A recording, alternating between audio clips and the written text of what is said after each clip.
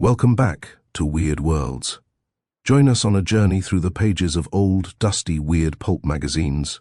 Before we begin, I invite you to pause for a moment and share in the comments where in the world you're listening from and what time of day it is for you.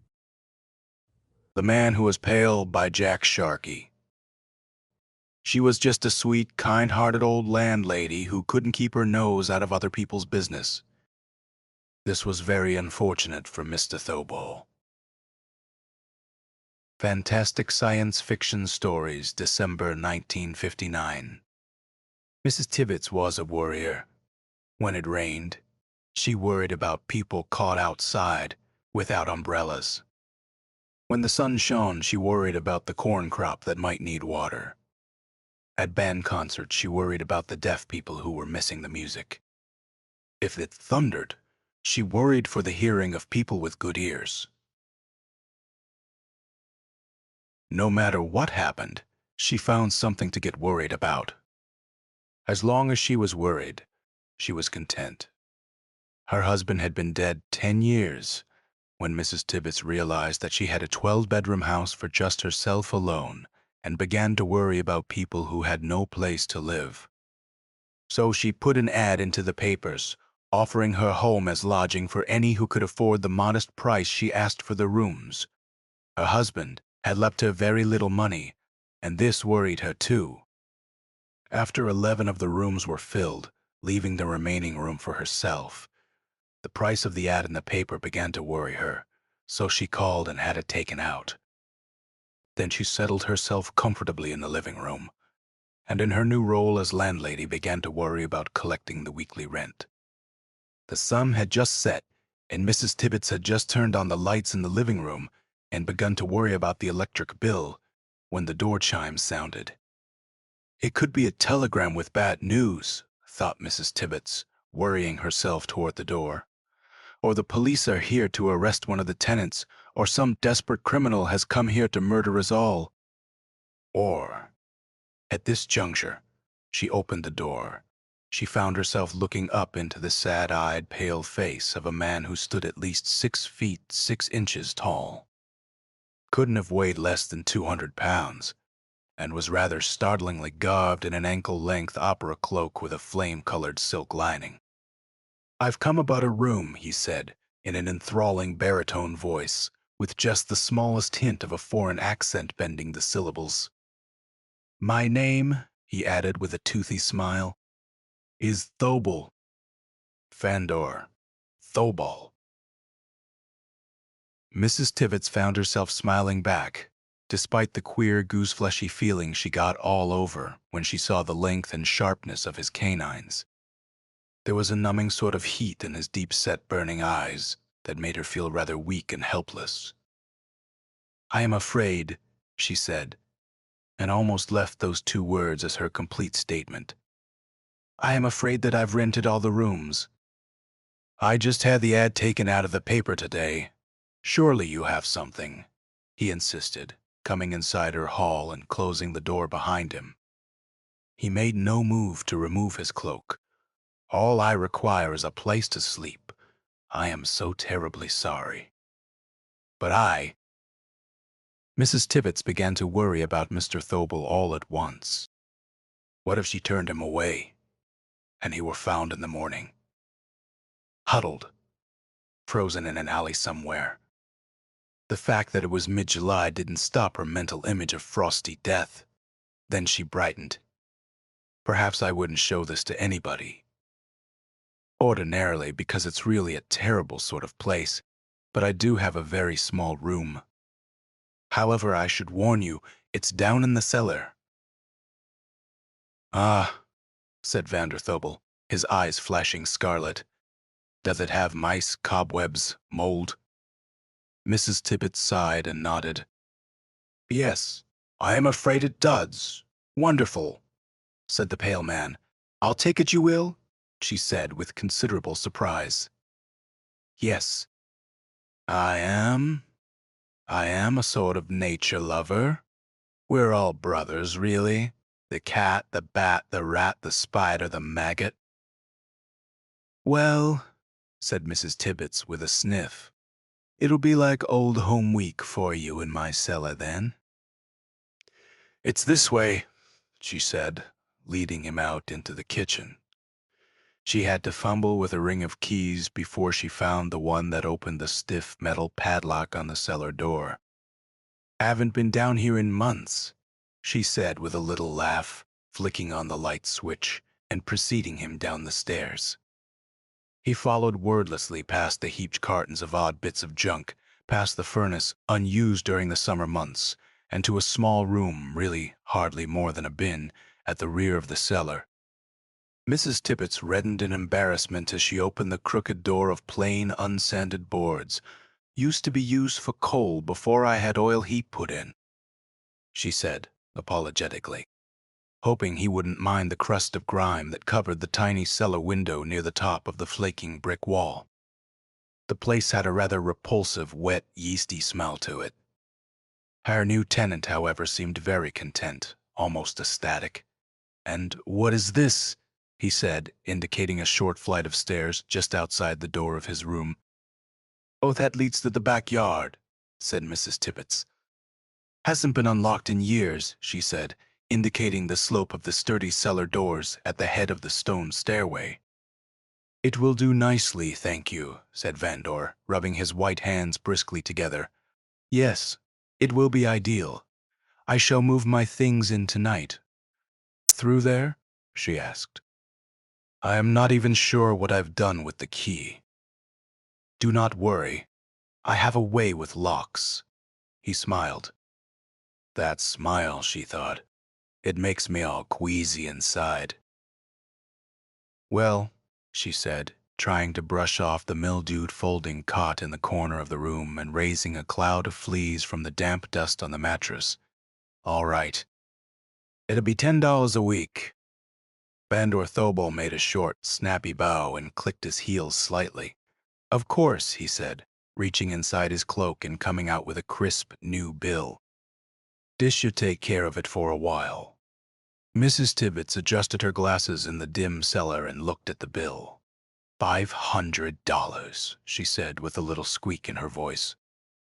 "Why, that's almost a year's rent." "Am I to understand there is a limit to my stay?" asked Vandor. "Why, no," she said quickly. "It's just that, I mean, nobody gives a year's. No, of course not." "No limit at all. Stay as long as you like." A little giddy at her good fortune, she rushed upstairs and had automatically almost locked the cellar door when she remembered that her new tenant was still downstairs. "You don't have anything of value down there, do you?" she called, leaning over the stairs from the kitchen door. "I mean, you have no way of locking your room." There was no answer. "Mr. Thobel," she called, a little less heartily, still no answer. Finally, cautiously, she made her way back down to the tiny room at the back of the cellar. It was empty. "Mr. Thobal," she sing-songed, peering around in the semi-gloom of the shadowy cellar. She went to the short flight of stone stairs and looked up at the slanting cellar doors. Hesitantly, she reached up a hand toward them and gave a tiny shove. The doors flew outward with a loud slamming noise, and she gasped and drew back. Vander was standing there above her, silhouetted against the night sky, his eyes glowing redly and nostrils flaring as he saw her there. He was carrying a large, ugly wooden box in his arms.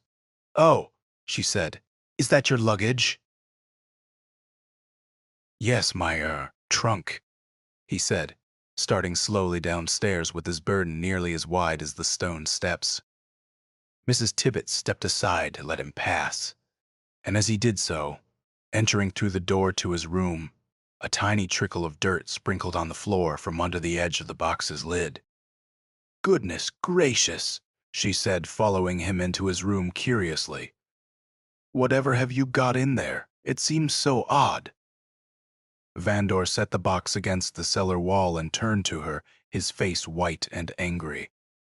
"Madam, that is my own personal business, if you don't mind." Mrs. Tibbets shrugged. "Well, I just saw a dribble of dirt coming out of it and thought perhaps I could sweep it out for you." Vander's face went, if anything, whiter. "No," he roared in an almost terrified voice. I I mean, that won't be necessary. It's supposed to be full of earth. I am a sort of botanist. I grow things."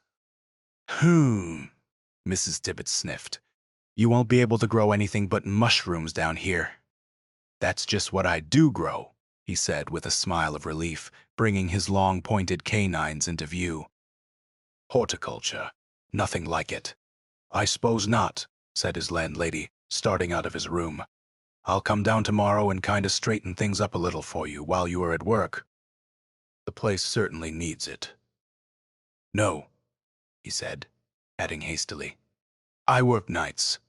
I usually sleep during the day."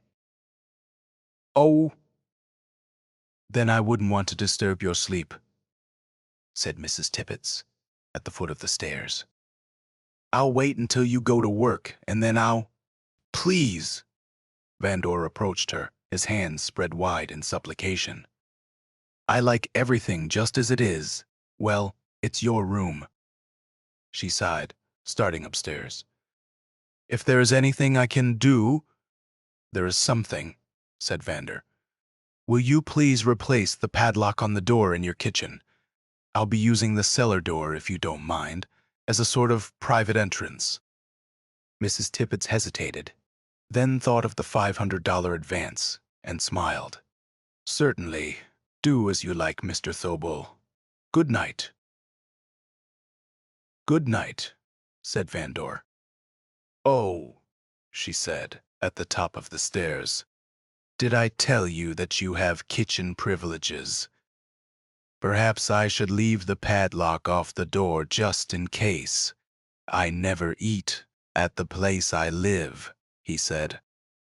"I usually dine out. Thank you just the same." "Very well," she said a little tartly, and exited to the kitchen and repadlocked the door. She was just snapping the padlock shut when Mrs. Leonetti entered the kitchen. "Something is the matter, Mrs. Tibbets?" asked her roomer, setting a bag of groceries on the table. "Oh, just a new roomer," smiled Mrs. Tibbets. "I am worried about him. He looks so sickly. I wonder if I should have rented him that room. Liable to catch his death of pneumonia." "Pah! Always you worry too much," said Mrs. Leonetti. "If it's not the one thing, it's the other. But the cellar," said Mrs. Tibbets with a little shiver. "It's so damp." "He's alive in the cellar?" He seemed to prefer it." Mrs. Leonetti shrugged and began putting away her purchases in the refrigerator. "Well, if he likes, he likes. Have an uncle once. He likes to live in the attic and fly kites from the window. It takes all kinds, I guess," said Mrs. Tibbets. "Sure it does," said Mrs. Leonetti, dismissing the subject. "Say, I am going to make a big pot spaghet. Maybe you can bring him a plate. Warm him up good. That's a wonderful idea," said Mrs. Tibbets. "But," her face fell, "he'll probably be going to work. He works nights." Mrs. Leonetti shrugged. "Is okay. I cook fast. If he's there, when you go down, you give him. If he's a no there, you eat yourself." "Okay." "A fine idea," Mrs. Tibbets smiled. An hour later, Mrs. Tibbets tiptoed down into the cellar with a steaming covered dish in her hands. She knocked on the door of Vander's room, but there was no response. "Oh, I've missed him," she complained aloud. "But maybe he's just stepped out for cigarettes or something. I can leave it for him." She set the dish on the closed lid of the wooden box and went back into the cellar proper, searching in the heaped cartons until she found a blank sheet of paper. "Dear Mr. Thobal," she scribbled, "if this has gotten cold when you return, feel free to use the stove to heat it up. Mrs. Leonetti, one of your fellow roomers, made it. It's really quite good if you like Italian food." It's got a bit too much garlic in it for my taste." Smiling, she signed the note and went back upstairs. She was awakened just before dawn by a hand upon her shoulder, shaking her violently. She sat up in bed very startled and flicked on the bedside lamp. "Mr. Thobal," she said in horror, drawing the bedclothes about her. "How dare you come into a lady's bedroom at—" She consulted her alarm clock. "At 4 in the morning, and Mrs. Tibbets—" He interrupted in an anguished voice that went straight to her woman's heart. "Would you kindly come down to my room and remove that garlic stinking thing from my cough, my horticulture box?" "At 4 in the morning?" she said testily. "Look," he said, quivering with some emotion she could not fathom. "Dawn will be breaking soon, and I'd like to be asleep when it does. I can't sleep at all once it's bright out." "Well," she said, slipping into her flannel robe despite her misgivings, "can't you remove it yourself?" "No," he said miserably. "I am allergic to garlic." "I appreciate the thought. But would you please remove that plate from my room? The very redolence of that odor, even when you've taken it away, will make me ill for the rest of the day. Please hurry."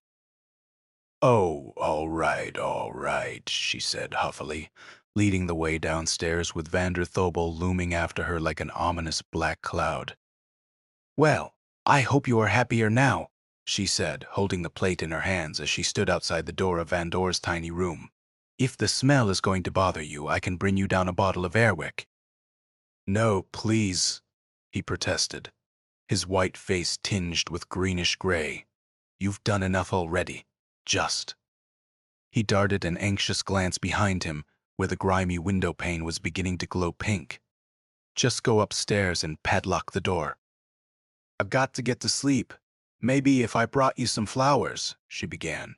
"No," he wailed. "No Airwick, no flowers, nothing.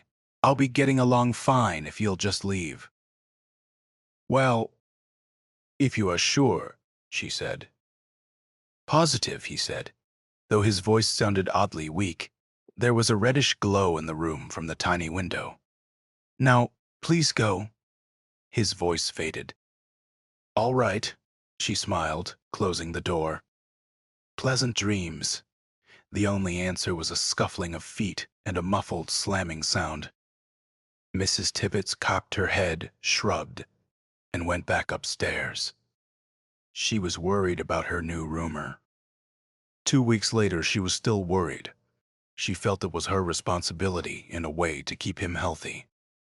After all, if he got sick, might not the local authorities protest her renting out such a damp, germ-breeding place?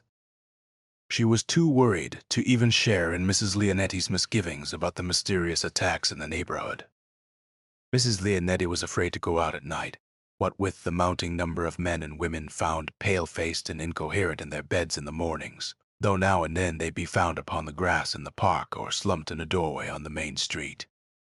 The police were calling them attacks, because the word was ambiguous enough to refer either to a malefactor of some sort or just a poor state of the victim's health. It was Mrs. Tibbets' opinion that it was just something that was going round. She thought of it hardly at all, unless Mrs. Leonetti brought the topic up. Mostly she was worried about Mr. Thobel. Perhaps he was getting whatever was laying these others low. He certainly didn't look very healthy. "Vitamin deficiency," said Mrs. Leonetti, in reply to a query of Mrs. Tibbets. "He's no got the right vitamins. I am read in a medical story in a magazine. It's called a vitamin deficiency. Don't see how I can help him then," sighed Mrs. Tibbets. "No way to get vitamins to the man if he doesn't eat his meals here." She brooded and worried about the state of her roomer's health until she could think of nothing else. She rarely saw him. Only the few times she went down into the cellar to get something she needed from one of the cartons did she see him. He never, after that first night, came into the upstairs part of the house at all. He could be sick, dead, or dying, she said to herself, and I'd never find out until the $500 was used up. It's my duty to check on him.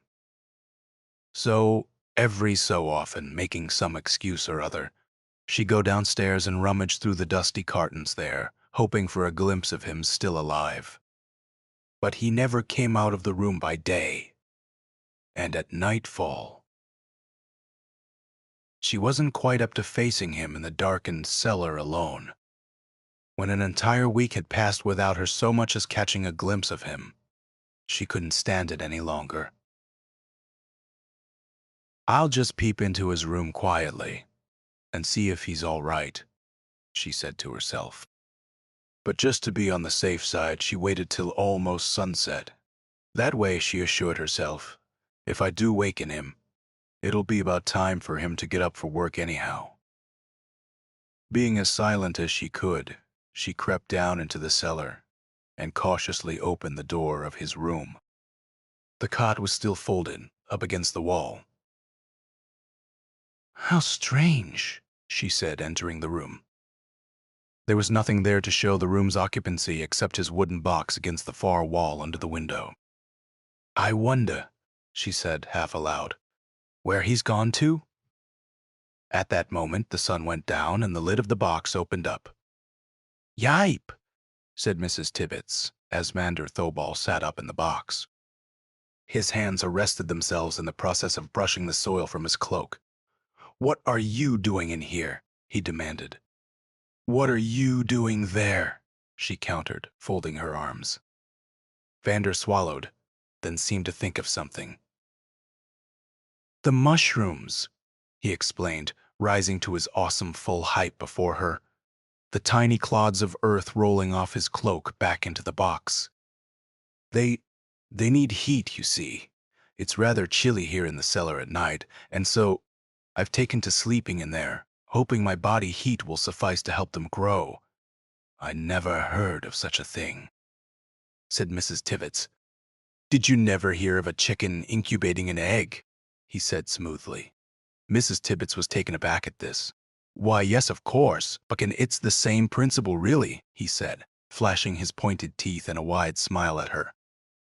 "Yes," she said with a funny, cold feeling inside her. "Yes, I suppose it is." Suddenly, without another word, she turned about and hurried upstairs. She couldn't get the padlock on the door fast enough to suit her. "Whew," she gasped, sinking into a kitchen chair. "I've never been so jittery in my life." At the rear window of the kitchen, just over the cellar door, she heard something, a kind of beating, flapping sound. But when she turned to look through the window, there was nothing there. "Brr," she shuddered. "Someone must be walking over my grave." She began to make a pot of tea to warm herself up. She was having her second cup when the bright idea struck her. "He'll be so grateful," she said, hurrying into the front hall to search through the junk in the closet there. She hadn't liked the look in his eyes when she'd last seen him. Perhaps he'd be so angry with her that he'd leave, and then she'd have to refund what remained of the $500.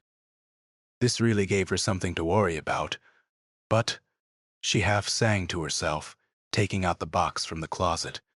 This will make him change his mind. Anyone would be grateful not to have to sleep in a dirty old box like that another night.